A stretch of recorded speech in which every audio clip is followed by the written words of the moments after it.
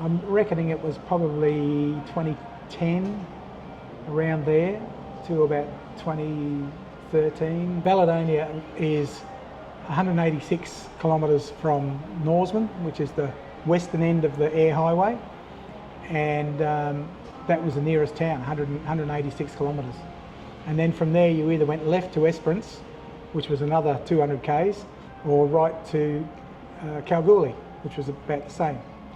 The duties we had out there were obviously running the day-to-day running, which of a roadhouse, which was a roadhouse with an a la carte restaurant, a museum, 28-room motel,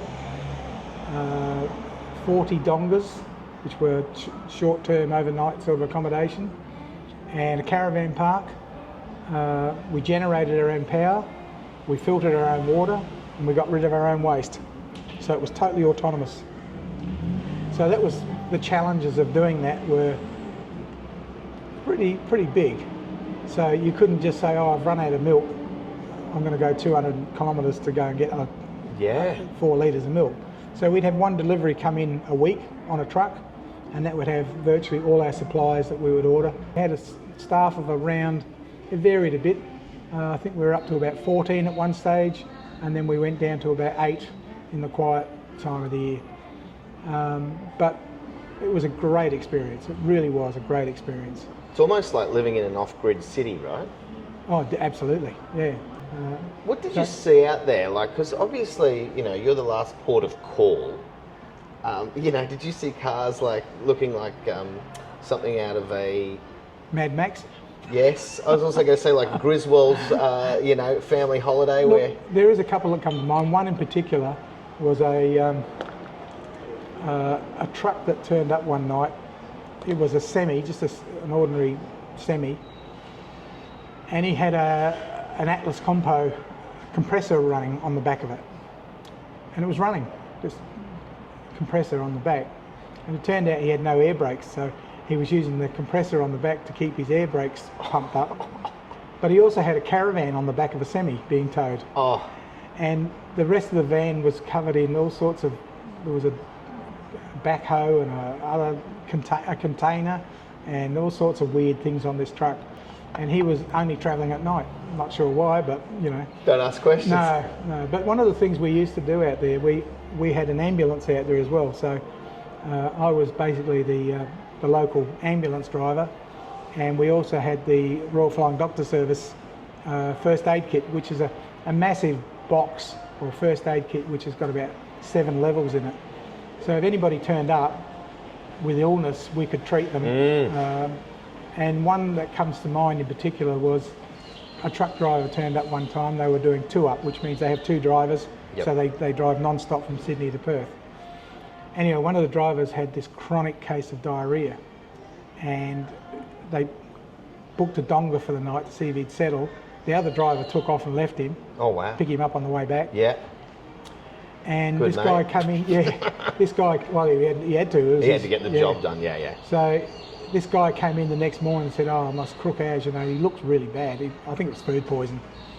So I had to do what's called a phone consult with RFDS. So I would ring the RFDS and get a doctor online and tell him what the symptoms were, who the person was, what age he was, and all that sort of stuff. And he said, okay, he said, well, what you'll need to do is give him an injection of, I think it was Maxilon. I think that's the one. Anyway, he said it's level 2 in the shelf and it's number 3, so it's all easy, you know. Yep. So I'd done a senior first aid course, which really qualified me to do any surgery, not. And this guy, I said, look, I'm going to have to give you an injection. He said, I'm going to have to give it you in your bum. I said, oh, God, mate. He said, oh, I can't stand injections. I hate them. He said, oh, my God, no. And I said, well, you know, it's going to make you better. So eventually he agreed with it. So I got this injection out, and I whacked him in the bum with this injection, and he went, oh, Jesus, mate. He said, I didn't even feel that. He said, geez, you're good at that. Little did he know, the only time I'd ever given anything an injection was in an orange, when I did my first aid course. Anyway, he was fine. It's a great experience. You know, one of the best places I've stayed on the Nullarbor is actually in South Australia on the Bunda Cliffs. Yep. It's where the Nullarbor is. The Nullarbor is actually only in South Australia and hardly into Western Australia, but it's all called the Nullarbor. Yeah, right. But the Nullarbor is a sheet of limestone basically that extends back way north of where the Nullarbor is. So when you're at the Nullarbor Roadhouse, that's probably the closest you're going to see to the actual Nullarbor. Yeah, right. No trees. But the Bunda Cliffs is east of Nullarbor, and it's right on the Great Australian Bight. And I remember stopping there one night with my caravan, and it was so dark. There was no moon, and I went outside at night, and the sky was just alight with stars, because you're right on the edge looking straight at the Milky Way. And I walked out a couple of steps from the caravan, and my dog had got out, and he'd wandered across the park, or the parking bay, to some trees to have a pee. And I thought, wow, I wonder what it's like with all the lights off. So I turned the lights off in the van, and it was just amazing. It was just so dark with so much light from the stars. And I left the lights off for about, I don't know, 30 seconds maybe, not that long. And I could see in the distance, I could just see this glow, and it was a road train coming towards us. And it was like, it was still miles away, but because it's so flat, you could just see the glow of the headlights. Anyway, I turned the lights back on, and my poor little dog was exactly where he was when I turned the lights off. And I think he was in half cock of his leg still. He just stopped. He didn't know where he was and what to do, because it was just so dark.